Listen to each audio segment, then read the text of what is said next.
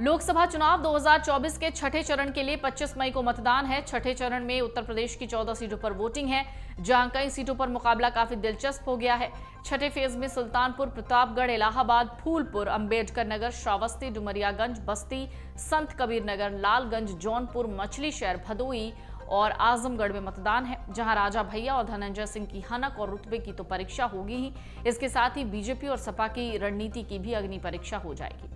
सपा प्रमुख अखिलेश यादव का PDA formula और बीजेपी की जातिगत आधार पर बनी पार्टियों का सहयोग कितना काम करता है, इसका आकलन भी हो जाएगा। इसके अलावा इस फेज में बीजेपी की दिग्गज नेता मेनका गांधी, जगदंबिका पाल, दिनेश लाल यादव निरहुआ, कृपाशंकर सिंह की प्रतिष्ठा भी दांव पर लगी हुई है। आपको बता दें, जौनपुर और मछली शहर का चुनाव बीजेपी के लिए फंसता हुआ नजर आ रहा है। पूर्व सांसद धनंजय सिंह का इलाके में दबदबा है।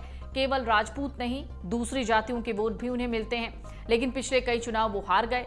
इसके बाद भी सर्किल के वोट उन्हें हर हाल में मिलते रहे। इसलिए जौनपुर और मछली शहर में अगर बीजेपी मजबूत होती है तो उसमें उनकी बड़ी भूमिका धनंजय की हो सकती है। हारती है तो यही कहा जाएगा कि उनका जादू नहीं चला। जौनपुर लोकसभा सीट पर एनडीए और इंडिया गठबंधन के बीच मुकाबला है। एनडीए की तरफ से बीजेपी ने पूर्व मंत्री कृपाशंकर सिंह को उम्मीदवार बनाया, जबकि सपा ने पूर्व मंत्री बाबू सिंह कुशवाहा को मैदान में उतारा। इस सीट पर बसपा ने पहले धनंजय सिंह की पत्नी श्रीकला रेड्डी को टिकट दिया था, बाद में श्रीकला रेड्डी से टिकट ले लिया। ये क्यों हुआ, इसके लिए अलग अलग दावे हैं, लेकिन जिस तरह धनंजय सिंह बीजेपी के लिए खुलकर बैटिंग कर रहे हैं, उससे लग रहा है कि तस्वीर कुछ साफ है। अब देखना है वो जौनपुर और मछली शहर सीट बीजेपी को मजबूत कर पाते हैं या फिर नहीं। मछली शहर में बीजेपी ने मौजूदा सांसद बीपी सरोज को मैदान में उतारा है। बीपी सरोज के पास जीत की हैट्रिक बनाने का मौका है। सरोज पिछले 10 साल से सांसद हैं। साल 2019 में सरोज को सिर्फ 181 वोटों से जीत मिली थी। सपा ने 3 बार सांसद रहे तूफानी सरोज की बेटी प्रिया सरोज पर भरोसा जताया। इस बार बीजेपी के लिए यहाँ का चुनाव आसान नहीं है। धनंजय सिंह की प्रतिष्ठा यहाँ पर भी दांव पर ही रहेगी। छठे चरण का चुनाव आने तक बीजेपी के लिए एक बुरी खबर यह भी है कि कुंडा विधायक और जनसत्ता दल के अध्यक्ष रघुराज प्रताप सिंह उर्फ राजा भैया बीजेपी से नाराज हो गए हैं, लेकिन उन्होंने कहा था कि वो किसी भी पार्टी के साथ नहीं रहेंगे। इसके बाद जिस तरह उन्होंने उत्तर प्रदेश में एंटी इनकम्बेंसी की बात की और जिस तरह केंद्रीय मंत्री अनुप्रिया पटेल ने बयानबाजी की, उससे तो यही लगता है कि वो बीजेपी के खिलाफ बैटिंग कर रहे हैं। छठे चरण की 4 सीटों प्रतापगढ़, श्रावस्ती, भदोही और इलाहाबाद में राजा भैया का प्रभाव माना जाता है। इन सीटों पर उनके एक इशारे पर कई हजार वोट प्रभावित हो सकते हैं। ऐसे में अब चुनाव परिणाम आने पर ही पता चल पाएगा कि राजा भैया की नाराजगी का बीजेपी पर कितना असर हुआ है। छठे चरण में यूपी की जिन सीटों पर मतदान है, करीब हर सीट पर पिछड़ी जातियों के वोट प्रभावी हैं। कई सीटें ऐसी हैं जहां अल्पसंख्यक, यादव और अन्य पिछड़ी जातियों के वोट का बड़ा हिस्सा है।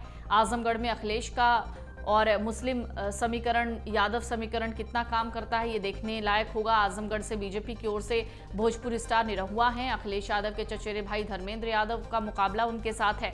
ये सीट समाजवादी पार्टी का गढ़ रही है। पिछली बार उपचुनाव में निरहुआ ने बीजेपी के टिकट पर यह सीट सपा से छीन ली थी। इसके अलावा सुल्तानपुर, प्रतापगढ़, इलाहाबाद, फूलपुर, अंबेडकर नगर, श्रावस्ती, डुमरियागंज, बस्ती, संत कबीर नगर, लालगंज, जौनपुर, मछली शहर, भदोही और आजमगढ़ सभी सीटों पर पिछड़ी जातियों की अहम भूमिका है।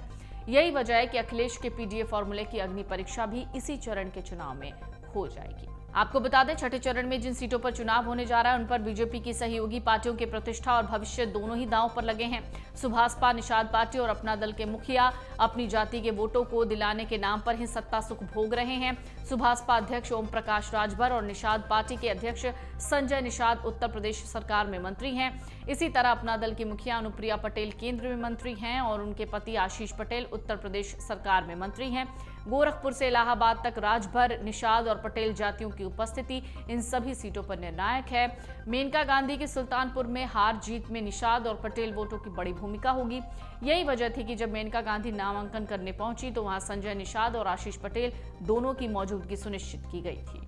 भदोही और डुमरियागंज में पूर्वांचल के 2 जाने माने ब्राह्मण परिवारों के वंशजों को टिकट मिला है। यूपी के पूर्व मुख्यमंत्री पंडित कमलापति त्रिपाठी के बेटे ललितेश त्रिपाठी और गोरखपुर के mafia turn politician Harishankar Tiwari के बेटे भीष्म शंकर तिवारी की प्रतिष्ठा दांव पर है। कमलापति त्रिपाठी और हरिशंकर तिवारी का नाम उन ब्राह्मण नेताओं में है जिनके प्रति इस समुदाय में आज भी बहुत सम्मान है, लेकिन इनके वंशजों को टिकट भाजपा से नहीं मिला। आज की तारीख में ब्राह्मण बीजेपी के हार्डकोर वोटर हैं।